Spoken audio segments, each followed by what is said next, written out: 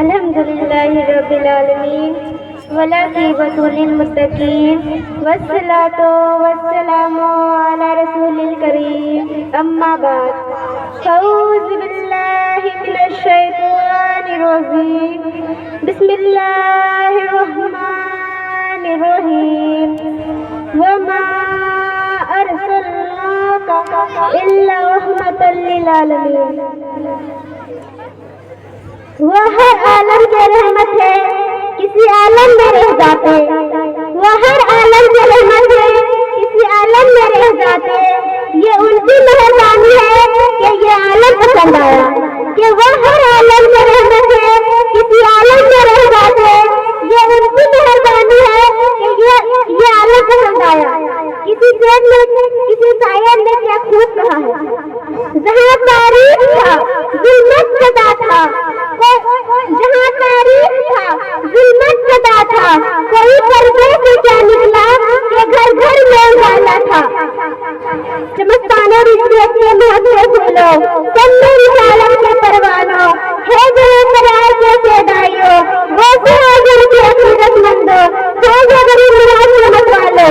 آئیے سب سے پہلے سب سے زندگی آیات فرمانے والے آقا جناب مصطفیٰ محمد مصطفیٰ صلی اللہ تعالیٰ علیہ وسلم کی دربار اعلیٰ شان میں نہایت ہی عقیدت و محبت کے ساتھ اپنی غلامی کا ثبوت دیتے ہوئے شہید فرمانے کی سعادت حاصل کریں۔ اللہم صلی علی شیخنا شفیعنا نبی صلی اللہ تعالیٰ علیہ وسلم۔ میرے پیارے بھائیوں اور بہنوں، جو میں نے ابھی سلطان مسینہ کے بعد آیت کریمہ کی تلاوت کرنے کا شرف حاصل کی ہوں، جس میں دونوں جہانوں کا پالنہار رب قدیر فرماتا ہے وَمَا أَرْسَلْنَاكَ إِلَّا رَحْمَةً لِّلْعَالَمِينَ، یعنی اے محبوب ہم نے آپ کو سارے جہان کے لیے رحمت بنا کر بھیجا ہے۔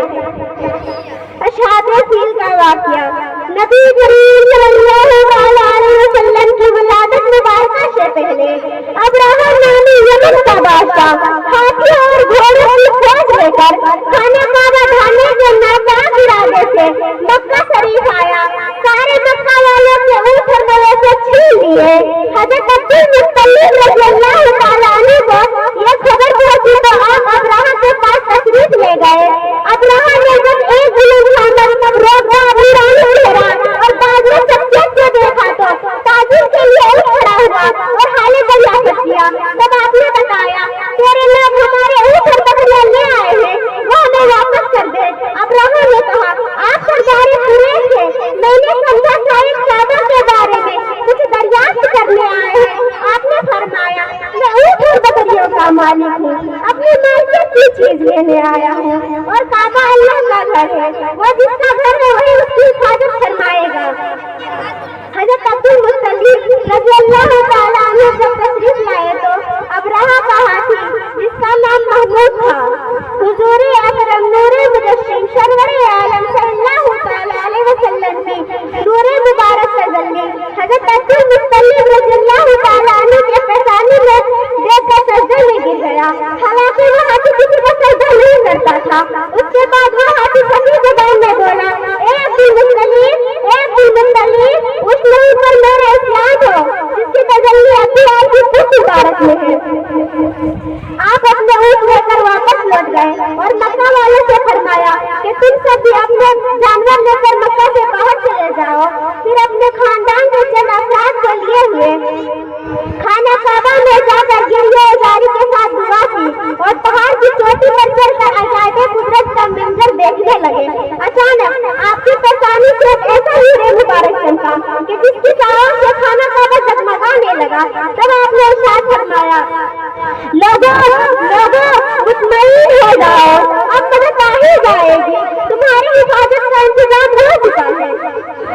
ادھر ابرہہ تیز رار لیے ہوئے خانہ کعبہ کی طرف ناپاک ارادے سے آ رہا تھا کہ ابرہہ کا ہاتھی محمود بیٹھ گیا، لاکھ کوشش کے باوجود بھی اٹھ نہ سکا۔ اچانک عذاب الہی ابابیل پرندوں کی صورت میں ظاہر ہوا جو اپنی چوٹ اور پنجوں میں 3 کنکریاں رکھتے تھے۔ ہر ایک سوار کے سر پر ایک کنکری ڈالتے कर तो वह कंकड़ी सर से जिस्म के आखिरी हिस्से तक सुराख करती हुई जिस्म से बाहर निकल जाती, जिसके नतीजे में कोई एक शख्स भी जिंदा बच न कर सका। सबके सब हालात हो गए, जिसका जिक्र सूरह फील में मौजूद है। قال ربك بأصحاب الفيل ألم يجعل كيدهم في تضليل وأرسل عليهم طيرا أبابيل ترميهم بحجارة من سجيل فجعلهم كعصف مأكول۔ ترجمہ: اے حبیب، کیا تم نے نہیں دیکھا کہ تیرے رب نے ہاتھی والوں کے ساتھ کیسا معاملہ کیا؟ کیا اس نے ان کو مکر و فریب کا تباہ و برباد نہیں کر دیا اور اس نے ان پرندوں کی پکڑیاں بھیج دیے جو ان پر کنکریلے پتھر برساتے تھے اور اس نے انہیں کھائے ہوئے بھوسے کی طرح ریزہ ریزہ کر دیا۔ نبی کریم صلی اللہ تعالی علیہ وسلم کی ولادت مبارکہ۔